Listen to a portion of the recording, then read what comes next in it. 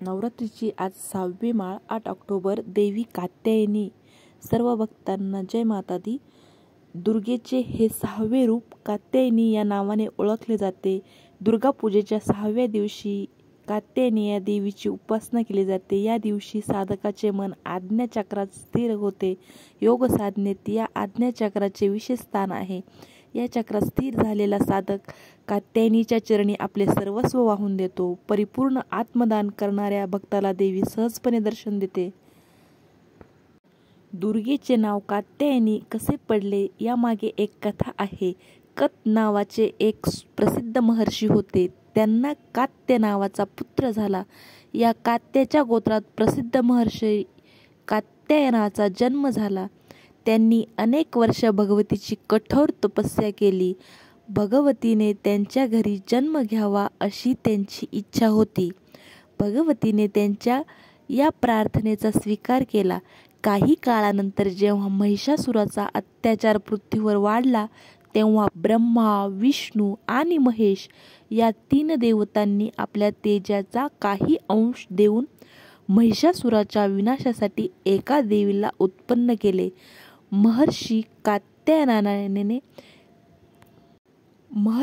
कात्यायनाने या देवीची सर्वप्रथम पूजा केली. म्हणून या देवीला कात्यायनी देवी असे नाव पडले. आश्विन कृष्ण चतुर्थीच्या दिवशी या देवीने महर्षी कात्यायनाच्या घरी जन्म घेतला होता.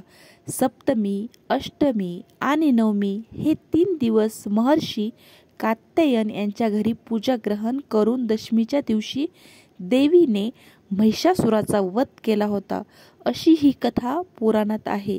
कात्यायनी अमाप फलदायक आहे. कालिंदीच्या यमुना किनारी भगवान कृष्णाला पती रूपात प्राप्त करण्यासाठी ब्रज गोपींनी या देवीची पूजा केली होती. ही देवी ब्रजमंडळाच्या अधिष्ठात्रीच्या स्वरूपात प्रतिष्ठित आहे. कात्यायनीचे रूप अत्यंत तेजपुंज आहे. तिला 4 भुजा आहेत. देवीच्या उजव्या बाजूकडील वरच्या हातात अभय मुद्रा आणि खालच्या हातात वर मुद्रा आहे. डावीकडील वरच्या हातात तलवार आणि खालच्या हातात कमळाचे फूल आहे. तिचे वाहन सिंह आहे. कात्यायनीच्या उपासनेने मनुष्याला अर्थ, धर्म, काम आणि मोक्ष या 4 फळांची सहजतेने प्राप्ती होते. तो इहलोकात राहूनही त्याला अलौकिक तेज आणि प्रभाव प्राप्त होतो. जो व्यक्ती मातेची मनापासून पूजा करतो तो रोग, भय, दुःख आणि संतापापासून मुक्त होतो. 7 जन्माचे पाप नष्ट करण्यासाठी मातेला शरण येऊन तिची उपासना करणे अत्यंत आवश्यक आहे. तर ऋषी कात्यायन यांच्या घरी देवी प्रकट झाल्यामुळे देवीला कात्यायनी नावाने संबोधले जाते. देवी भाविकांप्रती अत्यंत उदार असल्याचे मानले जाते. कात्यायनी देवीच्या पूजनाने भक्तांच्या मनोकामना पूर्ण होतात. तसेच दुर्गा सप्तशतीमध्ये कात्यायनी देवीचा उल्लेख महिषासुरमर्दिनी असा केल्याचे सांगितले जाते. कात्यायनी देवीचे स्वरूप चतुर्भुज आहे. देवीच्या एका हातात खड्ग आणि दुसऱ्या हातामध्ये कमळ आहे, तर 2 हातात अभय मुद्रा आणि वर मुद्रेत आशीर्वाद रूपी आहेत. कात्यायनी देवीचे स्वरूप दयाळू आणि भक्तांच्या मनोकामना पूर्ण करणारे असल्याचे सांगितले जाते.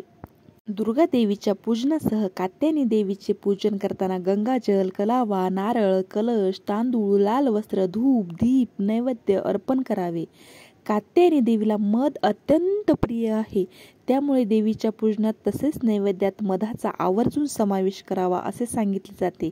तसेच देवीला मालपुआचा नैवेद्यही प्रिय असल्याचे म्हटले जाते.